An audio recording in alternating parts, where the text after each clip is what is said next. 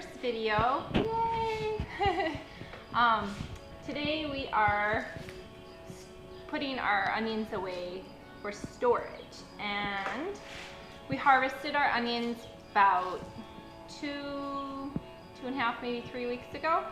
And when you know that your onions are ready to be harvested, typically the green tops that come out, they're going to start laying over.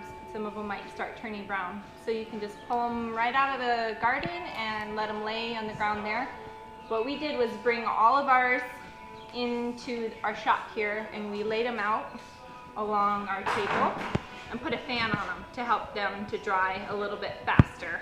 And once they drew, maybe about a week, we let them dry, and then we cut some of the tops down so that they could dry even more without those green tops impeding. So what I'm doing today is I am taking pantyhose, everyday pantyhose, and I am putting our onions in the pantyhose to help them to store better, so that when we put them in storage, we'll keep them in our basement to keep them a little bit more cool during the off season. And so I'm putting them in pantyhose, and all I do is I put them in and I tie a knot, and then I put another one in. And the reason that I'm doing that is we actually had a friend recommend it last year to help to keep the onions a little bit fresher longer. Otherwise, when you just pile them all into a bucket or a bag together, they tend to go soft a lot sooner and start regrowing or start rotting.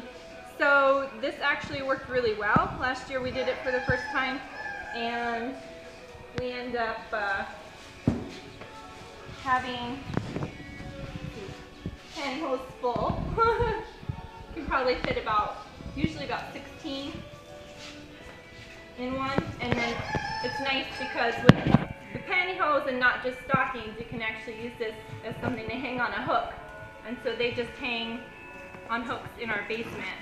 And all I'm doing here is taking my onions and I'm trimming off any of the roots that are sticking on.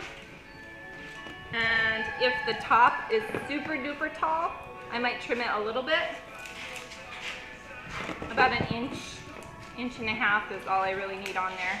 I don't want it to be so far down, otherwise it'll expose the onion bulb and it can be more prone to getting maybe mold, or it'll start rotting sooner. So you want that nice dry, crispy layer on the outside. And then, so I'm just sticking it in my pantyhose here. See, pantyhose are actually designed for a good reason, to help you keep your onions. Just put it in, tie a knot, and then once it's full, we'll go hang it up. And I've already done this.